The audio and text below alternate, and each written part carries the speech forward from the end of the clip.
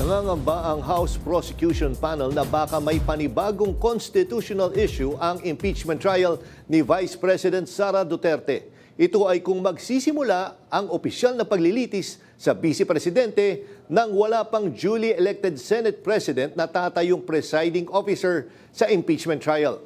Yan ang umarangkadang balita ni Willie Delgado Jr.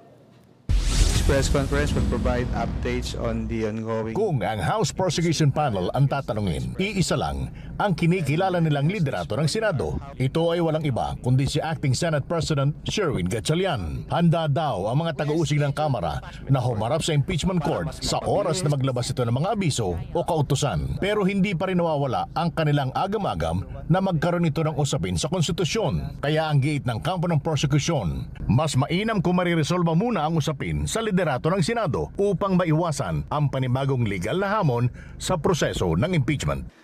We are apprehensive that we might encounter another constitutional issue because we will be starting the trial and there is no duly elected Senate President.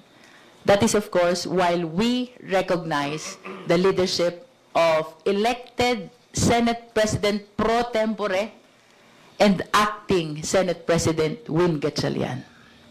Ayon sa mga prosecutor, tila bangungot ang naging karanasan sa nakarang impeachment proceedings kung saan kinuwestiyon at kalaunan ay idineklarang unconstitutional ng Korte Suprema ang ilang hakbang ng Kamara. Binigyan din nila na kung si Gatchalian man o ibang senador ang mahahalal bilang Senate President, igagalang nila ang magiging pasya ng Senado. Nanawagan ng prosecution panel na magkaroon na ng malinaw na liderato sa Senado, lalo't inaasahang tututukan ng publiko ang impeachment proceedings laban sa Vice Presidente.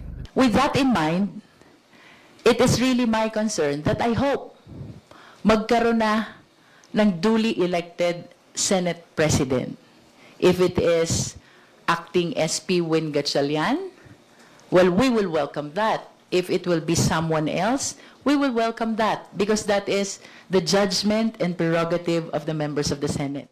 Sa kabila ng pangambang ito, pinayak ng House Prosecution Panel na wala silang taong maghain ng anumang musyo para antalahin ang impeachment trial at nakahanda silang humarap sa impeachment court sakaling ito ay magpatuloy. Ako si Willie Delgado Jr. ng PRTV News, nagseserbisyo para sa Pilipino.